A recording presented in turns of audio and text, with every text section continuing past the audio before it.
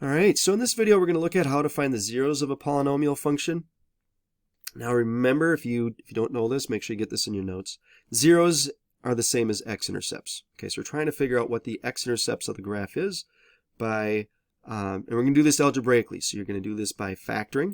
So we're not going to do this by looking at a graph. So we're not going to just type this in a graphing calculator and find our x-intercepts that way, because that will not do you any good when it comes time for the test. You need to know how to factor. If you don't know how to factor yet, please make sure that you talk to me so we can practice that some more, because otherwise, if you don't know how to factor, you are going to be in a heap of trouble for the rest of this chapter, because the rest of this chapter does a lot with factoring. So remember, our first step to factoring is always look for greatest common factor. Now this first problem, yes, they all have x's, but I also see that 2, 4, and 6 are also divisible by 2. So this one's actually going to work out to be a really nice one, because if I factor out a 2x, from the first term, 2x cubed, factor out a 2x, I'm left with just x. Negative 4 divided by 2 would be a negative 2, so it would be minus 2x. And then the last term, negative 6 divided by 2 would be negative 3. So we'll be left with x squared. Whoops, got my square there. I don't know what happened. So when that first one, when you factor out an x, we'll be left with x squared. Hopefully you caught that on your own. But we'd have x squared minus 2x minus 3. Now inside of parentheses there, so 2x is going to be part of our final answer, but inside the parentheses there, we need to factor that down. Now if you want to do this a long way, you could. I'm just going to show you what I mean by that. You could multiply the first and last terms and get negative 3x squared. Middle term is negative 2x. You could try to find two numbers that multiply together to be negative 3x squared, that add together to be negative 2x, and then change this from being 3 terms to 4 terms. You're going to have to do this in other problems. This is one where you don't have to do it that longer way. Remember, this is one of those that are really nice, because all we got to do is look to see what two numbers multiply together to be negative 3 that add together to be negative 2. Well, that would be a positive 1 and a negative 3, because 1 times negative 3 is negative 3, and 1 plus negative 3 would be negative 2. So what does that mean? Our answer is just x plus 1 times x minus 3. Or you could say x minus 3 times x plus 1. It doesn't matter. The order does not matter here. So that's it. That's all you got to do to factor that. Remember, our goal is to find the zeros. Okay, factoring is the method we're going to use to do that. So now to find the zeros, we're just going to set each of those factors equal to 0 and solve. Now a factor is anytime we have an x. So we have 3 x's here. So I'm going to have 3 factors. Whoops. So I'm going to set 2x equal to 0. I'm going to set x plus 1 equal to 0. I'm going to set x minus 3 equals 0. By the way, let's actually go back and let's talk about the degree of the polynomial. Remember, the degree of the polynomial is 3. So remember, we had that rule that said the degree will tell you at most how many zeros you'd have. So the degree, since the degree is 3, we're going to have at most 3 zeros, which is what's going to happen here. We're going to have 3 x-intercepts. So to solve for 0 on this first one, I would divide both sides by 2. To solve for x, I would divide both sides by 2, and I would get 0 as my first answer. So 0 is one of my x-intercepts. To solve for x in the second one, I would subtract 1 to get x equals negative 1. The last one, I would add 3 to both sides. I would get x equals 3. So those are my 3 x-intercepts. So what we're going to do is we're going to graph this just to get an idea of what the graph would look like. So we're going to put some dash marks on here. Alright, so my x-intercept, my first one there is x equals 0. Then we have x equals negative 1. And then we have x equals positive 3. So we just don't want to just draw any old line through these, because we want to make sure we get our end behavior correct. So with the end behavior, remember the fact that this is a positive leading term means that the right side of the graph is going up. And the fact that it is an odd exponent, odd degree, means that they're going to go in opposite directions. So the left side is going to go down, the right side is going to go up. Now when I say down, it is not going straight down, so please do not do that. It's just going down and to the left, and it's going up and to the right, on the right side. So now we're just going to connect these. We're just going to draw a squiggly line that's going to go through those other zeros. And that could be the shape of the graph. So that's all you got to do to be able, if you were asked to graph it. But the key here is making sure you know how to find the x-intercepts, find the zeros by factoring. Let's look at another one.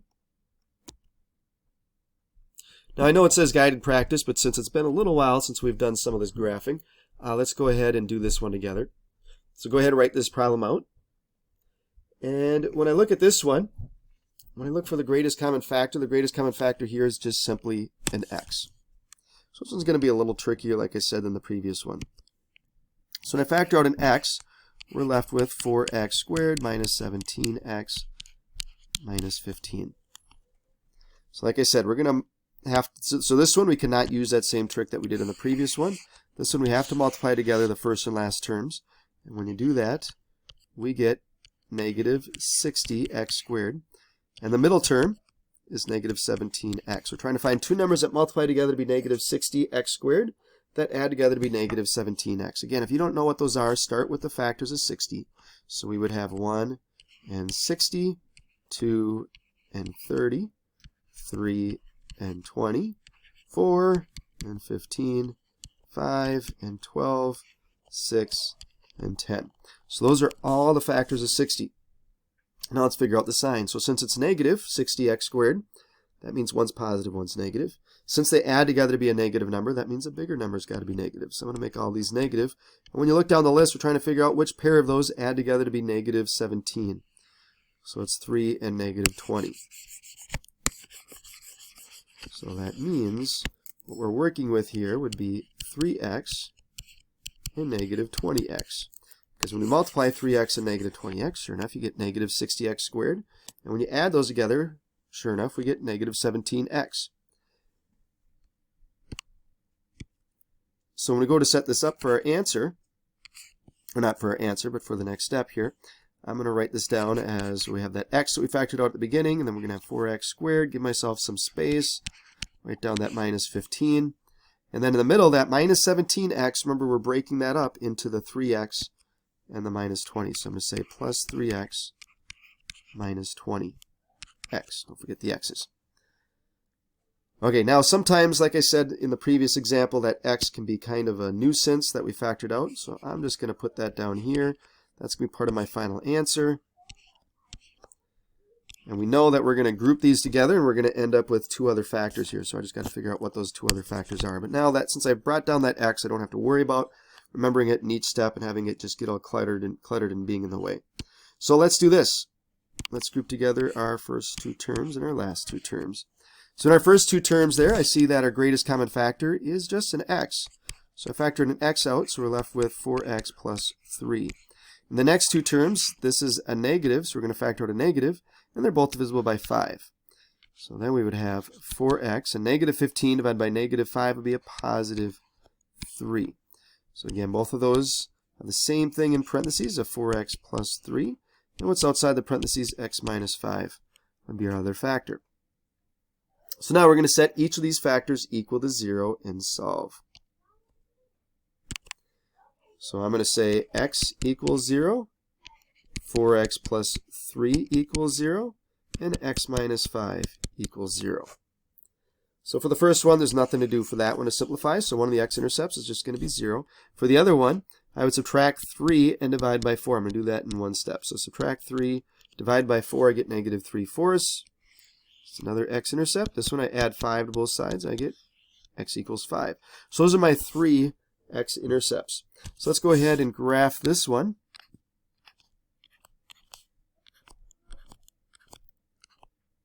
Sometimes you just have to do some estimating where the points are going to be. So we know that we have x equals 0, negative 3/4. I'm going to have a point right about there. Squeeze that in there. And then 5. 1, 2, 3, 4, 5. Stays right there. So now I've got to figure out the end behavior. So for the end behavior, I see that again, this is a positive.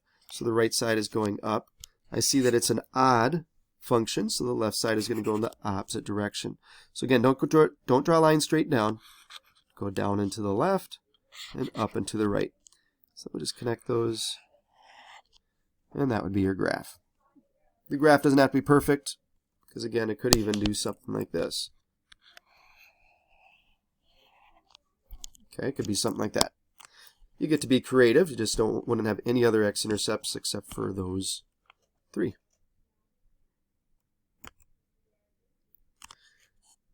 All right, let's look at this last example, and then we'll be done. It says, find the polynomial function with leading coefficient 2 and has a degree of 3 and zeros at -1, 3, and 5.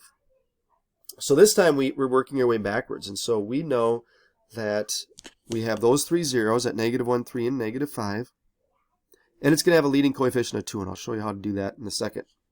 Let's start with the zeros. If I have a 0 at -1, we are not going to have a factor of x minus 1. Because think about it, if I set x minus 1 equal to 0, if that was one of the factors, I would add 1 to both sides, I would get +1, which isn't -1. So if we were to try to figure out what this would look like in factored form, it's not going to be x minus 1, it's going to be x plus 1. Because now if I set x plus 1 equal to 0 and solved it, I would get x equaling -1, which sure enough is what we have here. So when we work our way backwards, you're basically going to take whatever the zeros are and take the opposites of them. So we would have x minus 3 and x plus 5. Because if I set this equal to 0, sure enough, I would get 3. If I set this equal to 0, sure enough, I would get -5. So I know that those three factors would give us those zeros. Now if I ended up just multiplying all these together, which we're going to do in a second, we're not going to end up with a leading coefficient of 2. So I'm just going to put a 2 out in front here, which will just multiply at the very end. Okay, that's just going to be so much easier. Please, the reason why I'm going to do this at the end with the 2, if you wanted to, you can multiply it times the first factor, but we're not going to multiply it times everything. If you do that, you're going to lose points, okay, because that is not how we multiply. If you're wondering, well, why isn't that? Why don't we just multiply everything by 2? Well, think of it this way. All those factors could be just plain old numbers. If I had 2 times 7 times 8 times 10, I'm just going to multiply from left to right. I'm not going to multiply 2 times all of those. That wouldn't make any sense. So don't do it in this case either. Okay, understand how multiplication works. Okay, so there is no rhyme or reason. There's no method you have to necessarily follow. You can multiply in any order. So I am going to multiply. Let's just go ahead and multiply those two together first. Okay, x minus 3 times x plus 5. So I'll just do that over here. I'm going to use the box method to do this. So when we do that, x times x would be x squared. X times -3 is -3x. 5 times x is 5x, and 5 times -3 is -15. So I would have 2 times x plus 1 times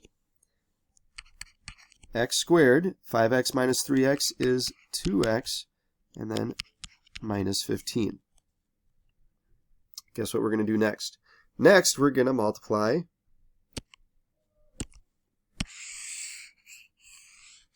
these together. You might be saying, oh my gosh, how do we do that? Well, we have 2 terms times 3 terms. So instead of doing, like in the previous one, I had 2 terms times 2 terms, so I multiplied it using a 2 by 2 grid. So here I have 2 terms times 3 terms, so I'm going to create a 2 by 3 grid.